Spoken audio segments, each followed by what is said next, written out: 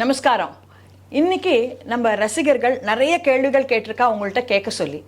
எல்லாமே ஒரு mixed back மாதிரி கொஸ்டின்ஸ். அதாவது ஒரு பர்டிகுலர் டாபிக்கு பர்டைன் பண்ணுறது கிடையாது. It's a mixed bag. So சுவாமிகள் தயாரா போகலாமா? ரசிகர்கள் தயாராக இருக்கச்சே நான் எப்பொழுதுமே தயாராக தான் இருப்பேன். தேங்க்யூ. ஃபஸ்ட்டு நம்மளுக்கு தயா ஃப்ரம் துபாய் அவள் ஒரு கேள்வி கேட்டிருக்கா. அவள் என்ன சொல்கிறா அப்படின்னாக்கா, நம்மளுக்கு நிறைய பரிசு பொருள்கள் வருகிறது. அந்த கேலண்டர், அதுக்கப்புறம் நாள் காட்டிகள், என்னென்னமோ வருது. பெருமாள் படம் போட்டெல்லாம் வருது. சில பேர் அந்த குட்டி குட்டியாக அந்த விக்கிரகங்கள்லாம் கூட கொடுக்குறா. அதை போட்டு அந்த நாட்காட்டி கீழே மேலே அப்படியெல்லாம் வருது. இந்த வருஷம் முடிஞ்ச உடனே அந்த படத்தெல்லாம் என்ன பண்ணுறதுன்னு தெரியல. ஏன்னா பயமாக இருக்குது. அதை அப்படியே தூக்கி குப்பையில் போடுவலாமா, எங்கேயான கொண்டு போய் வைக்கணுமா, இதுக்கு ஒரு சொல்யூஷனே எனக்கு தெரிய மாட்டேன்றதே அப்படின்னு கேட்க. சுவாமிகள் சொன்னால் அது கேட்டால் அப்படி நடந்துக்கிறேன் அப்படின்றாவா. இந்த மாதிரி ஏதாவது ஏடா கூடமாக கேட்டு நான் அதுக்கு ஒரு ஆன்சர் கொடுத்து அதை ஒரு 10 பேர் வேலை வெட்டி இல்லாமல் ட்ரால் பண்ணிட்டு உட்காந்துட்டு இருப்பாள். இருந்தாலும் இவள் ரொம்பவே பர்ஃபெக்டாக ஒரு கேள்வி கேட்டிருக்கா. தெரிஞ்சுக்கணுன்றதான ஒரு ஆசையில் கேள்வி கேட்டிருக்கா. நான் ஒரு வேடிக்கையாக முதல்ல ஒரு ஆன்சர் சொல்கிறேன். எனக்கு இந்த மாதிரி இந்த கேலண்டர்கள்லாம் கொடுத்தாலாம் அவகிட்ட ஒரே வாரம் சொல்லுவேன், கூடவே எனக்கு ஒரு வீடு கொடுத்துருக்கோன்னு. இல்லையா? அதை எங்கே போய் மாட்டிக்கிறது, எங்கே போய் வச்சுக்கிறது? இன்னொன்று, வீடு ஃபுல்லாக கேலண்டர் மாட்டுறதெல்லாம் ஒரு கல்ச்சர் மாறியே போயிட்டு இப்போல்லாம். எல்லாம் ஃபோன் எல்லாமே வந்துடுது. இப்போ அந்த மாதிரி எல்லாம் கேலரியில் வச்சுக்கிறோம், கேலண்டரில் எதையும் வச்சுக்கிறது இல்லை. அந்த மாதிரி ஆகிடுது. ஓகே, எனிஹவ், இது highly based on sentimental values. ஒரு சென்டிமெண்ட், பெருமாள் படம் என்ன ஆகிடுமோ ஏது ஆகிடுமோ அப்படின்ட்டு எல்லாத்துக்கும் ஒரு பீரியட் உண்டு. சரியா? கோவில்களில் கூட சில விக்கிரகங்கள் பழுதாகிடுதுன்னு சொன்னால் என்ன பண்ணுவான்னு கேட்டால், அந்த விக்கிரகத்துக்கு பதில் வேறு ஒரு விக்கிரகத்தை பிரதிஷ்டை பண்ணி இந்த விக்கிரகத்தை ஓரம் கட்டிடுவாள். சில சமயம் ஜலே பிரக்ஷிபயத்துன்றதாக சொல்லி ஜலத்தில் விசர்ஜனம் பண்ணுறது, இல்லை பூமியில் புதைச்சி வைக்கிறது, அந்த மாதிரி காரியங்கள் பண்ணுறது. நான் ஒரு சொல்யூஷன் கொடுக்குறேன். இது சாஸ்திரமா அப்படிலாம் கேட்காதீங்க. இதை நான் சொல்கிறத ஏற்றுட்டு பண்ணுறவா பண்ணுங்க, ஏற்றுக்காரவா மேலே நிறைய உங்களுக்கு காரியம் இருக்கும், அதை பார்த்துக்கோங்க. சரியா? ஏன்னா இதுக்கு சாஸ்திரியமாக நம்ம சொல்யூஷன்லாம் கொடுக்க முடியாது. ப்ராக்டிக்கல் சொல்யூஷன் நான் கொடுக்குறேன். இந்த காலத்தில் என்ன பண்ணலாம் அப்படின்னு கேட்டால், இந்த மாதிரி கேலண்டர்லாம் வந்ததுன்னா ஒன்று எங்கேனா பூமியில் புதைச்சி வச்சுடலாம். அப்பார்ட்மெண்ட்டில் இருக்கோம், ஃப்ளாட்டில் இருக்கோம், நாங்கள் என்ன பண்ணுறது அப்படின்னு கேட்டால், அதை மக்ரா மாதிரி ஒரு காரியம் பண்ண முடியும் நம்மளால்.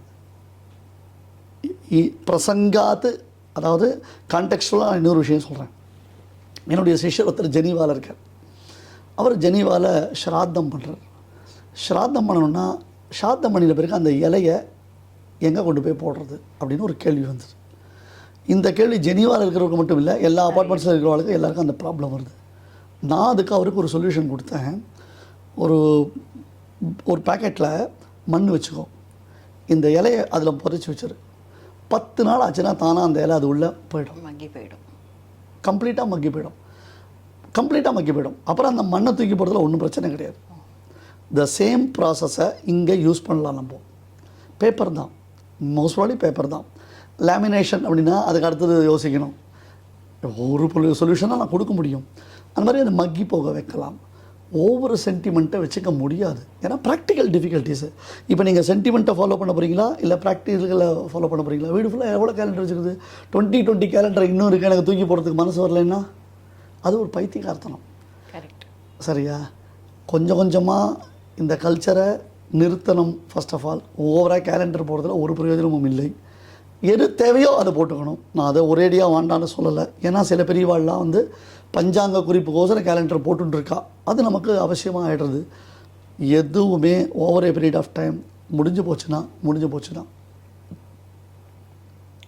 இதனால் பெருமாள் நம்மளை தண்டிப்பார்னோ சிக்ஷிப்பார்னோ, இது பெரிய தெய்வ குத்தமாயிடணும் நினச்சிக்க வேண்டாம். ஓகே, ரொம்ப அருமையான சொல்யூஷன். நிஜமாவே இந்த ஆங்கிளில் நான் இது வரைக்கும் கேள்விப்பட்டதில்லை. இது ரொம்ப அருமையாக இருக்குது இந்த சொல்யூஷன். அந்த மக்கை வச்சு போடுறதுன்றது.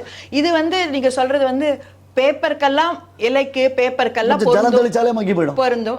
ஆனால் அவள் கொடுக்குற லேமினேட்டடு 3D 4D அதுக்கெல்லாம் இன்னும் ஏதாவது புதுசாக ஒரு டெக்னாலஜி தான் கண்டுபிடிக்கணும். அதை நம்ம வேறு ஏதாவது சைக்கிளிங்கில் கொண்டு போய் கொடுத்துட வேண்டியது பண்ணிக்கணும். ஓகே. அடுத்தது கல்யாணி ஃப்ரம் நுங்கம்பாக்கம். அவள் என்ன கேட்டிருக்கார், பெருமாள் நம்மளுக்கு நிறைய சந்தோஷங்களை கொடுக்குறார். சில சமயம் ரொம்ப கஷ்டங்களை கொடுக்குறார். இதெல்லாம் கர்ம வினைப்படி அப்படின்னு நம்மளுக்கு தெரியறது. சில பேர் ஜாதக பிரகாரம் அப்படின்றா, இந்த ஜாதகம் அமைவதே கர்ம வினைப்படி தானா அப்படின்ற ஒரு கேள்வி. ஆமாம், அப்சல்யூட்லி, சந்தேகமே வேண்டாம். இப்போ நாம் போன ஜென்மாவில் பண்ணினதான கர்மாவை அனுபவிக்கிறதுக்காக தான். போன ஜென்மானா நாட் ஒன்லி எக்ஸாக்ட்லி அப்படின்றது இல்லை, ப்ரீவியஸ் ஜென்மாக்களில் நாம் பண்ணியிருக்கக்கூடியதான கர்மாக்களை அனுபவிக்கிறதுக்கு தான் இப்போ நாம் பிறந்திருக்கோம். ஸோ அதனுடைய அமைப்பின் பிரகாரம் தான் ஜாதகம் இருக்குது, சந்தேகமே வேண்டாம். இன்னொன்று வியாதிகள் கூட அதனால தான் உண்டாருது. ஒருத்தர் ரொம்ப நல்லவராக இருப்பார், இப்போ அவரை மாதிரி ஒரு அஜாத சத்ருன்னு நம்ம சொல்கிறோம், அவருக்கு போய் இந்த உடம்பு வந்துருத்தே அப்படின்னு கேட்டால் அது it is not only because of this birth karma, previous birth karma. ஜென்மாந்திர கிருத்தம் கர்ம வியாதி ரூபேன பாதத்தே அப்படின்னு சுவாமி தேசிகன் இதை பிரமாணமாக எடுக்கிறார். ப்ரீவியஸ் பர்த்தில் நம்ம பண்ணியிருக்கக்கூடியதான கர்மாக்கள் இப்போ நமக்கு எப்படி சுகமாக வருது, துக்கமாக வருது. பாருங்க, the mentality of the people பாருங்க. நம்ம எல்லோரையும் சேர்த்து தான் சொல்கிறேன், நான் பீப்புள்லாம் தனியாக சொல்லலை. நம்ம ஏதாவது கஷ்டம் அனுபவிச்சோன்னா எல்லாம் என்னுடைய பிராரப்தம்ன்றோம். இதே எனக்கு பரம சௌக்கியமாக இருக்கேன், எப்படிவா இருக்க, எல்லாம் என்னுடைய பிராரப்தம் சொல்லுவோமா? சொல்லணும். Because it is also based on the பிராரப்தம். சுகமும் பிராரப்தத்தினுடைய பேஸில் தான் வந்திருக்கு, துக்கமும் பிராரப்தத்தினுடைய பேஸில் தான் வந்திருக்கு. பிராரப்தம்ன்றதுக்கு அதை நல்லா அர்த்தம் புரிஞ்சுக்கணும். பலனை கொடுக்க ஆரம்பித்த கர்மான்னு அர்த்தம். ஸோ பலன் கொடுக்காத கர்மா இன்னும் இருக்குது பேங்கிங்கில், அது இன்னும் இருக்குது. இப்போ பலனை கொடுக்க ஆரம்பித்த கர்மா அதுவே இப்படி இருக்குது. அதனால தான் இந்த ஜென்மாவை சீக்கிரம் முடிச்சுக்கோங்க. சீக்கிரம்னு அர்த்தம் இந்த ஜென்மாவை முடிச்சுடணுன்னா சரணாகதி பண்ணிக்கணும். சரணாகதி பண்ணால் தான் இந்த கர்மாவை கம்ப்ளீட்டாக நம்ம கேன்சல் பண்ணுவோம். இப்போ விவசாய கடன் தள்ளுபடி ஒட்டு மொத்தமாக சொல்கிறா பாருங்க. கவர்மெண்ட்டில் 2 லட்ச ரூபா ஒரு விவசாயி போய் ஒரு ஃபார்மர் போய் கடன் வாங்குகிறான். கடன் வாங்கினோடனே இப்போ ஏதோ நஷ்டம், வெள்ளம் வந்துடுது, இல்லைனா வாழை மரம் காற்றுல அடிச்சு போயிடுதுன்னா உடனே பார்க்குறான் கவர்மெண்ட்டில். அவள் பார்த்து என்ன சொல்கிறா, ஐயோ பாவம் உன்னை பார்த்தா எனக்கு கஷ்டமாக இருக்குது அப்படின்னு. ஏற்கனவே இதுக்கு முன்னாடியே வாங்கின கடன், இந்த கடன் எல்லாத்தையும் சேர்த்து ஒட்டு மொத்தமாக தள்ளுபடி. அந்த மாதிரி பிரபத்தி பண்ணிட்டா ஒட்டு மொத்தமாக தள்ளுபடி. ஓகே, அந்த சந்தேகம் நான் கேட்குறேன். ஸோ இந்த ஜென்மத்தில் இந்த இதில் நம்ம சரணாகதி பண்ணிட்டோன்னா எல்லாத்தையும் பெருமாள் தள்ளுபடி பண்ணி நம்மளுக்கு absolutely zero. Okay, complete cancel. சரணாகதி பற்றி இன்னும் தெளிவான ஒரு புரிந்து கொள்ளுதல் இல்லை. என்னுடைய வந்தே வத்ச விபூஷணம்ன்றதான ஒரு சீரீஸ் ஒன்று இருக்குது பிளேலிஸ்ட்டில், ஏபிஎன் சுவாமி யூடியூப் சேனலில். எல்லா கேள்விகளுக்கும் ஆன்சர் கொடுத்துருக்கோம். இந்த மாதிரி ஒரு கொஸ்டின் ஆன்சர் செஷனே வச்சுருக்கோம். இந்த கேள்விகள் கேட்டு இந்த கேள்விகளுக்கெல்லாம் பதில் சொல்லியிருக்கு. புரியுதா? அதாவது சரணாகதி பண்ணினா மொத்த கேன்சலேஷன் தான். இப்போ விவசாயிகள் என்ன பண்ணுறா, ஃபார்மர்ஸ் எங்களால் கடன் வாங்கினோம், கரெக்டு நாங்கள் வாங்கினோம், ஆனால் கடன் கட்ட முடியல, ட்ரை பண்ணினோம், ஒரே நஷ்டமாக எடுத்து, வெள்ளம் வந்துடுது, வறட்சி வந்துடுது, எங்களால் கட்ட முடியலன்னா கருணையினுடைய அடிப்படையில் கவர்மெண்ட் என்ன பண்ணுறாத கம்ப்ளீட்டாக கேன்சல் பண்ணுறா பாருங்க. த சேம் பிரின்சிபிள் இதுதான் பரமாத்மா பண்ணுறான். ஸோ கர்மா அப்படின்றது, இந்த கர்மா தேரியை புரிஞ்சுக்கிறது கஷ்டம். இப்போ அந்த கர்மான்றதான பேரில் நிறைய என்னமோ சொல்ல ஆரம்பிச்சிட்டா. யூடியூப் எக்கச்சக்கமாக வந்துடுது. இது நம்ம பெரியவாள் நமக்கு வைதிக சனாதன தர்மத்தின்படி குறிப்பாக பகவத் பாஷ்யக்காரர் காண்பிச்ச வழியில் இருக்கக்கூடிய ஒரு பிரின்சிபலை நான் சொல்கிறேன். கர்மா உண்டு, அதனுடைய அனுபவம் உண்டு, அதை பேஸ் பண்ணி தான் ஜாதகாதி ரீதிகள் உண்டு, அதுக்கு பிராயச்சித்தம் பரிகாரங்கள் உண்டு. அந்த பிராயச்சித்த பரிகாரங்களை சரியான வகையில் நம்ம பண்ணணும். ஓகே, அது அடுத்த கேள்வியில் இருக்குது அந்த பிராயச்சித்த பரிகாரங்கள் கூட. ஸ்வேதா அபுதாபிலேருந்து கேட்டிருக்காவா. அவள் என்ன சொல்கிறா, இப்போ சமீபத்தில் நம்ம இந்த வசுதைவ குடும்பகம் அப்படின்ற வார்த்தையை நிறைய அடிக்கடி கேள்விப்படுறோம். நம்ம பிரதமர் கூட அந்த வார்த்தையை நிறைய சொல்கிறார். ஆக்சுவலாக வசுதைவ குடும்பகம்னா என்ன அப்படின்னு கேட்டிருக்கா. ஏன்னா அவள் சின்னவா, அதனால் அதை பற்றி தெரிஞ்சுக்கணும்னு. வசுதா அப்படின்னு பூமிக்கு பேர், எர்த் அப்படின்னு அர்த்தம். வசுதா அப்படின்னா எர்த்துக்கு பேர். வசுனா வெல்த்னு அர்த்தம். நமக்கு ஹெல்த்து எதுலேருந்து கிடைக்கிறது? பூமியிலேருந்து கிடைக்கிறது. அதனால் பூமி தான் நமக்கு குடும்பம். இந்த பூமியில் இருக்கிற எல்லாரும் நமக்கு சகோதர சகோதரிகள். இந்த உலகத்தையே ஒரே குடும்பமாக நாம் பாவித்தோம் அப்படின்னு சொன்னால் பிஓகே பிரச்சனை வராது, உக்ரைன் ரஷ்யா பிரச்சனை வராது, இஸ்ரேல் பாலஸ்தீன் பிரச்சனை வராது. அது தெரிஞ்சுக்கணும். ஒன்று நம்ம நல்லா புரிஞ்சுக்கணும். உலகத்தில் எல்லாரும் ஒருத்தருக்கு ஒருத்தர் ஒரு சக குடும்பமாக இருந்தாலும் அவளுடைய லிமிட்டேஷன்ஸ் தெரிஞ்சு இருக்கணும். அந்த லிமிட்டேஷன் புரிஞ்சுக்கணும்.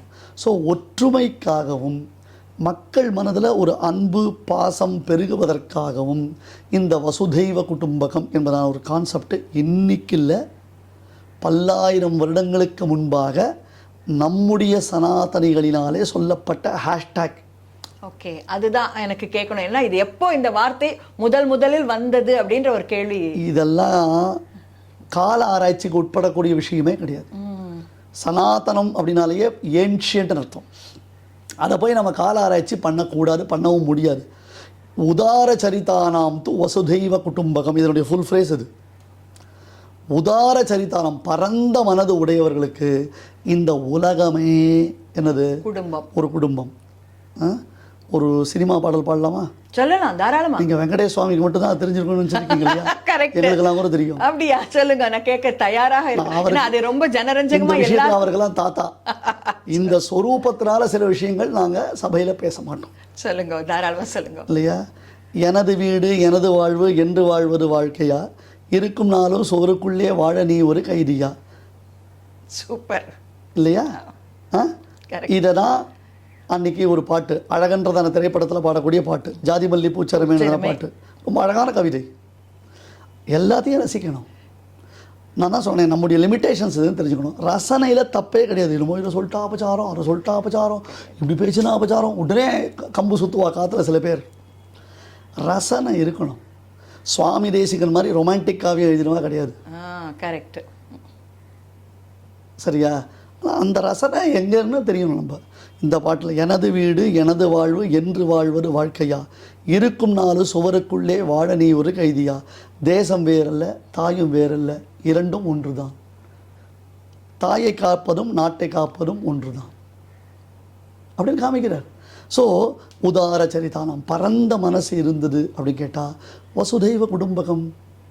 அந்த பார்டர் பவுண்ட்ரின்றதான ஒரு குறுகிய மனப்பான்மை வராதோ இல்லையோ? இந்த இடத்துல நான் கடைசியாக கேட்க வேண்டும் அப்படின்னு இருந்த கேள்வியை இப்போயே கேட்டுடுறேன். ஆப்ரேஷன் சிந்தூர் பற்றி உங்களுடைய அபிப்பிராயம். ஏன்னா நீங்கள் நிறைய வீடியோஸ் போட்டிருக்கேன். அதில் நேற்றுக்கு கூட அதை பற்றி ஒரு இது எடுத்து எழுதிங்க. ராஜரத்னம் ஸ்டேடியமில் ஒரு ப்ரொசஷன் மாதிரி எடுத்து அதுலேயும் அதை ரொம்ப இன்சிஸ்ட் பண்ணி பேசியிருக்கீங்க. அதை பற்றி உங்களுடைய இது கொஞ்சம் நம்ம நேயர்களுக்கும் தெரிஞ்சுக்கட்டும், சொல்லுங்கள். தேசபக்தி இருக்கணும், தேசிக பக்தி இருக்கணும். இதுதான் என்னுடைய ஹேஷ்டேக், டெம்ப்ளேட் அப்படி கூட வச்சுக்கலாம். தேசிகன்னா ஆச்சாரியன். நம்ம ஆச்சாரியர்கள்கிட்ட நம்மளுக்கு அன்கண்டிஷனல் ஃபெய்த் இருக்கணும். அன்கண்டிஷனல் ஃபெய்த் இன்னி வரல என்னை காப்பாற்றுறது எங்கள் ஆச்சாரியன் இடத்துல எனக்கு இருக்கக்கூடிய அன்கண்டிஷனல் ஃபெய்த். அவர் எனக்கு நல்லது தான் பண்ணுவார், இருந்தும் நல்லது தான், இறந்தும் நல்லது தான், இன்னி வரையிலும் என்னை காப்பாற்றின்னு இருக்கார். அதில் எனக்கு சந்தேகமே கிடையாது. அதே மாதிரி நம்முடைய தேசம், இந்த தேச உணர்வு என்னுடைய தாய் தந்தையரிடமிருந்து எனக்கு வந்தது. எங்கள் அப்பா ஸ்கவுட் மாஸ்டர், குடிமி தான் வச்சுட்டுருப்பார், 12 மணி தான் இட்டுருப்பார். ஆனால் ஸ்கவுட் ட்ரெஸ்ட்டில் வந்தார்னா நிற்பார். ஆகஸ்ட் 15னா எங்கள் ஆற்றுல பருப்பு திறக்கமாக பண்ணுவோம் நாங்கள். எங்கள் அப்பா தடபுடல் பண்ணுவார். எப்படி நிருசிம்ம ஜெயந்தி ஸ்ரீ ஜெயந்திலாம் கொண்டாடுறோமோ அந்த மாதிரி ஆகஸ்ட் 15 எங்கள் அப்பா தடபுடலாக கொண்டாடுவார். இன்னி வரலாம் எனக்கு எங்கள் அப்பா கிட்ட கற்றுக்க முடியாத ஒரு அம்சம் என்னென்னா, அந்த நேஷ்னல் ஃப்ளாகில் எங்கள் அப்பா அழகாக ஒரு நாட்டு போடுவார். அது மேலே ஏறினோடனே அப்படி இழுத்தோடனே டக்குன்னு அது பிரிஞ்சு பூ கொட்டும். ஏன்னா எங்கள் அப்பா ஒரு ஸ்கூலில் மெயினாக இருந்தார். அந்த ஸ்கூல்லேயே நாங்கள் கொடுத்துருந்தோம். அது அந்த ஃப்ளாக் ஹோஸ்டிங் எங்கள் அப்பா தான் அதை பண்ணுவார். ஒரு ஸ்கவுட்டு ஷர்ட்டு பேண்ட் ஒரு ட்ராயர் போட்டுன்னு நின்றாருன்னா சூப்பராக இருக்கும். அந்த காலத்தில் அந்த கபாலீஸ்வரர் கோவில் 63 உற்சவத்துக்கெல்லாம் எங்கள் அப்பா, நாங்கள்லாம் ஸ்கவுட் ஸ்டூடெண்ட்ஸ், கப்ஸ் நாங்கள்லாம் கூட போவோம், சர்வீஸுக்கு போவோம். அப்பையிலேருந்து ஒரு தேசிய உணர்வு ஏற்றணும். நீங்கள் இந்த கொரோனா பீரியடில், இப்போ எங்கள் அம்மா இல்லை, நீங்கள் பார்த்துருக்கலாம், கொரோனா பீரியடில் நீங்கள் பார்த்துட்டிங்கன்னா அந்த ஹர்கர் திரங்கால எங்கள் அம்மா வாசலிருந்து கொடி காமிச்சிருப்பா. முடியாத எங்கள் அம்மாவுக்கு உடம்பு முடியல, அப்போ எங்கள் அம்மா நின்றா. ஸோ இந்த தேசபக்தி அப்படின்றது பெரியோர்களினால் தான் எனக்கு ஊட்டப்பட்டது. எங்கள் அப்பா எங்கள் அம்மாவுனால் தான் எனக்கு காண்பிக்கப்பட்டது. அதனுடைய அடிப்படையில் தான் வந்தது. பாலிட்டிக்ஸ் இல்லை இது. நிறைய பேர் என்ன பண்ணுறா, ஏபிஎம் சுவாமி பாலிட்டிக்ஸில் இறங்குறாருன்னு. Nothing doing. நான் இதுக்கு முன்னாடி இதே மாதிரி ஒரு இன்டர்வியூவில் சொல்லியிருக்கேன், எனக்கு பாலிட்டிக்ஸில் விருப்பம் கிடையாது, பாலிட்டிக்ஸ் வராது. இன் ஜென்ரல் எல்லாத்துலேயும் சொல்கிறேன் நான், இது எல்லாத்துக்கும் சேர்த்து ஆன்சர் சொல்கிறேன். எனக்கு பாலிட்டிக்ஸ் வராது, பாலிட்டிக்ஸ் பண்ண தெரியாது, சரியா? ஆனால் தேச உணர்வு என்பது இருக்கணும். வெறும் ஆண்டாள் போராட்டம் இல்லைனா கிருஷ்ணன் விஷயமாக சொன்ன போராட்டம், அது மட்டும் போராட்டம் இல்லை. இப்போ இல்லை, இந்த கார்கில் வரும்பொழுது நான் அப்போ கலைமகளுக்கு ஒரு கதை ஒன்று எழுதினேன், எல்லைகளை கடந்துன்னு ஒரு கதை ஒன்று எழுதினேன். இப்போ சமீபத்தில் அபிநந்தன் அவருடைய ஃப்ளைட்டு சுட்டு வீழ்த்தப்பட்டு அவர் அங்கே விழுந்தார் இல்லையா, இதை நான் கதையாக கார்கில் வரும்பொழுது என்னுடைய சிறு வயசில் நான் எழுதியிருக்கேன். அப்பவே எழுதிருக்கீங்க. எல்லைகளை கடந்து, பியாண்ட் பவுண்டரிஸ். ஓகே. இப்போ சொன்னோம் இல்லையோ, உதார சரிதானம் தோசதெய்வ குடும்பகம் அப்படின்னு. ஸோ நம்முடையதான ஒரு விமானம் பாகிஸ்தானில் போய் விழுந்ததாக. அப்போ எனக்கு பெரிய ஆர்மி பற்றி ஒன்றும் தெரியாது, பெரிய நாலேஜ் கிடையாது, சின்ன பையன். கார்கில் போகும்பொழுது இன்னும் கொஞ்சம் சின்ன வயசு தானே, இருந்தாலும் இவ்வளோ விஷயங்களை கேதர் பண்ணக்கூடிய அறிவு கிடையாது. ஏதோ ஒரு இன்ஸ்பிரேஷனில் எழுதினேன் நான் அப்போ. அதனால் இந்த சமயத்தில் நமக்கு கிடச்சிருக்கக்கூடிய வெற்றியை பற்றி தெரிஞ்சுக்கிறதுக்கு எனக்கு நிறைய வாய்ப்புகள் இருக்குது. இந்த தேசத்தினுடைய பெருமை தெரியறது. ஃபார் எக்ஸாம்பிள் மேஜர் மதன்குமார் நாங்கள்லாம் நிறைய இதை பற்றி பல கருத்து பரிமாற்றங்கள் பண்ணியிருக்கோம். இப்போ இந்த ஆப்ரேஷன் சிந்தூரில் கூட மெயினாக மேஜர் மதன்குமார் வந்திருந்தார், நிறைய ஓய்வு பெற்ற இராணுவ வீரர்கள் வந்திருந்தார், முன்னாள் அமைச்சர் திரு ஹண்டே, அப்புறம் எழுத்தாளர் சிவசங்கரி நல்லி, அவர் பத்மஸ்ரீ இல்லையா இப்போ சமீபத்தில் வாங்கினார். அந்த மாதிரி நிறைய முன்னாள் ஓய்வு பெற்ற இராணுவ வீரர்கள் நிறைய பேர் வந்திருந்தான். பேட்ரியாட்டிசம் இருக்கணும். உனக்கு அரசாங்கத்து பேரில் 1000 கருத்து வேற்றுமைகள் இருக்கலாம், அரசாங்கத்தின் பேரில் 1000 கருத்து வேற்றுமை இருக்கலாம், அதுக்காக தேசத்தை விட்டு கொடுக்கக்கூடாது. எனக்கு ஒரு பெரிய வருத்தம், இங்கே உட்காந்து ஒன்று புளுத்துருவாடலாம். மெட்ராஸில் நேற்று வந்தா நான் பண்ணினதான் அந்த ஒரு பேரணிக்கு நிறைய பேர் வந்திருக்கா. இருந்தாலும் இது ஒரு கட்சி சார்பான ஒரு மாநாடோ ஒரு மீட்டிங்கோ இல்லை. ஒரு தேசத்தினுடைய வெற்றியை கொண்டாடுறதுக்கு நம்ம சென்னையில் தேசபக்தர்கள் திரளலையே. சும்மா இந்த வாட்ஸ்அப்பில் வீரர், ஃபேஸ்புக்கு போராளியெல்லாம் இருக்கக்கூடாது, வெட்டி நியாயம் பேசக்கூடாது. அப்புறம் நான் எதிர்பார்த்ததில் அவர் பண்ணல, இவர் பண்ணல. ஹூவர் இட் மேபி, இந்த தேசத்தை ஆளக்கூடியது ஒரு பொலிட்டிக்கல் பார்ட்டி. அந்த பொலிட்டிக்கல் பார்ட்டியில் 1000 ப்ராப்ளம்ஸ் இருக்கும். எங்கேயுமே நான் எக்ஸ்பெக்ட் பண்ணது நடக்கலை அப்படின்னா அவள் தப்பு இவா தப்புன்னு சொல்லக்கூடாது. நேற்று என்னுடைய ஸ்டூடெண்ட்ஸ் ஒன்று கேட்டால், உங்களை பற்றி நிறைய பேர் விமர்சனம் பண்ணுறாளே, அப்போ நம்மக்கிட்ட தப்பு இருக்குன்னு தானே அர்த்தம் இல்லை. நான் சொன்னேன், இது எப்படி எடுத்துக்கலாம், நம்மளை விமர்சனம் பண்ணுறதுனால நம்மக்கிட்ட தப்பு இருக்குன்னு அர்த்தம் இல்லை, அவளுக்கு வேறு வேலை இல்லைன்னு கூட வச்சுக்கலாம்ல. புரிஞ்சுட்டா? தப்பு இருந்தால் திருத்திக்க போகிறோம், தட் இஸ் டிஃப்ரெண்ட்டு. ஆகையால் இதை நாம் எப்படி பார்க்கணும்னா ஒரு தேசியமாக பார்க்கணும். இன்றைக்கி சுதந்திர போராட்டத்துக்கோசரம் நாம் தேர வேண்டிய அவசியம் கிடையாது. ஆனால் எவ்வளவு பெரிய விஷயம், உலக நாடுகள் திரும்பி பார்க்கக்கூடிய விஷயம். என்ன வேணா இருக்கட்டும், எனக்கு எத்தனையோ மனசு வருத்தங்கள் இருக்குது, கருத்து வேற்றுமைகள் இருக்கு, இருந்தாலும் தேசத்தினுடைய வெற்றியை கொண்டாடுறதுக்கு ஒருத்தர் கூட சேரலை. சேர்ந்தவாளை பற்றி நான் சொல்லலை, சேராதவார்கள். ஆமாம், அதுவும் சண்டே அன்றைக்கி மார்னிங் ஒரு 1 hour ஸ்பெண்ட் பண்ண முடியாதா? இதே நான் என்ன சொல்கிறேன், இன்றைக்கி என் கூட பேரணியில் கலந்துருக்கிறவர்களுக்கு நான் IPL மேட்ச்சுக்கு 10 டிக்கெட் ஒவ்வொருத்தருக்கும் தரேன்னு சொல்லியிருந்தா? இல்லை சார், 10 டிக்கெட் வேண்டாம் சார், ஒரு பொட்டலமும் வேற ஏதோ ஒன்று கொடுப்பாளே, அது சொன்னீங்கன்னா வருவேக்கா சார். ஐயோ ராகவா, அந்த அளவுக்கு நம்ம கீழே இறங்கிட வேண்டாம். அப்படி ஆகிட்டோம் சார். இல்லை, IPL மேட்ச்லையோ இல்லை ஸ்டேடியத்துலேயோ போய் கொடி காமிக்கிறது மட்டும்தான் தேசபக்தியா? நேற்று ஓய்வு பெற்ற இராணுவ வீரர்கள் ஒவ்வொருத்தரையும் தனித்தனியாக சந்தித்தேன் நான். அவர்கள் சொல்லக்கூடிய விஷயங்கள்லாம் கேட்கச்சே எவ்வளோ தெரியுது. இப்போ என்ன மாதிரி இருக்கிறவனால இப்போ எல்லையில் போய் துப்பாக்கி எடுத்து சண்டை போட முடியுமா? சண்டை போட முடியாது. ஆனால் அவளுக்கு ஏதாவது ஒரு விதத்தில் நான் சப்போர்ட்டாக இருக்க முடியும். என்னுடைய வீரர்களுக்காக ஒரு 10 காயத்ரி தபஸ் பண்ணி அந்த தபஸை நான் அவளுக்காக அர்ப்பணம் பண்ணுறேன். என்னால் முடிஞ்ச காரியம் அது. அந்த உணர்வு இருக்கணும். அதை விட்டுட்டு சும்மா வெட்டி நியாயம் பேச. இல்லை, நான் நினச்சேன் ஞாயிற்றுக்கிழமையா அங்கே கார் பார்க்கிங் இல்லை போல இருக்கு. ஐ எம் சாரி, நான் அவ்வளோதான், ப்ரோவோக் ஆகிடுவேன், சொல்ல முடியாது என்னால். நீங்கள் இதோட இதை கட் பண்ணிக்கோங்க. ஏன்னா இந்த வெட்டியாக பேசுகிறவளை பார்த்தா கடுப்பு தான் வருது. தேசபக்தி என்பது ரத்தத்தில் ஊறணும். உனக்கு 1000 பிரச்சனைகள் இருக்கட்டும், அது அரசியல், இது தேசம். எங்கள் அம்மாவுக்கு எனக்கு அபிப்பிராயம் வேணும். நான் எங்கள் அம்மா கூட சண்டை போடலையா, சாப்பிடாம இல்லையா, இல்லை எங்கள் அம்மா என்னை வீட்டை விட்டு வெளில போட சொல்லியா, எல்லாம் தான் இருக்கு. ஆனால் எங்கள் அம்மா இல்லைன்னு நான் சொல்ல முடியும்? எப்படி முடியும்? எங்கள் அம்மாவை நான் விட்டு கொடுக்க முடியுமா? அவளுக்கு ஒன்றுன்னா நான் ஓடி வராமல் இருக்க முடியுமா? இல்லை எனக்கு ஒன்றுன்னா அவள் தான் விட்டுடுவாளா? 2 நாள் நான் சாப்பிடாம பட்டியா தான் எங்கள் அம்மா தான் சாப்பிடுவாளா? சாப்பிட மாட்டா. ஓடி வந்து உடனே ஏதாவது சொல்லி தான் தப்பே பண்ணனாலும் என்கிட்ட மன்னிப்பு கேட்டு தான் எனக்கு சாணம் ஊட்டுவாளோ இல்லையோ? அந்த மாதிரி நீ தேசத்தை பார்க்கணும். ஜனனி ஜென்மபூமிச்ச ஸ்வர்காதபி கரியசி. அப்படியே பாரதியார், பெற்ற தாயினும் பிறந்த பொன்னாடும் நற்றவானினும் நனி சிறந்தனவே. இப்போ ஹண்டே மாதிரி இருக்கிறவா ஒரு திரு விஜி சந்தோஷம் வந்திருந்தார். அப்புறம் வந்து சிவசங்கரி அந்த அம்மா ரொம்ப சந்தோஷப்பட்டா. நீங்கள் வந்து முடியல, அவளுக்கெல்லாம் உட்கார முடியல, நிற்க முடியல. ஆனால் ஒரு பேட்ரியாட்டிசம். கண்டிப்பாக அவளை உட்காரது நிற்கிறது கூட கஷ்டமாக இருந்தது. 10 அடி அடிச்சுன்னு போகிறதுக்குள்ள கஷ்டப்பட்டோம். ஒரு ஹண்டே கையை பிடிச்சுன்னா வந்தார், முடியல அவரால்.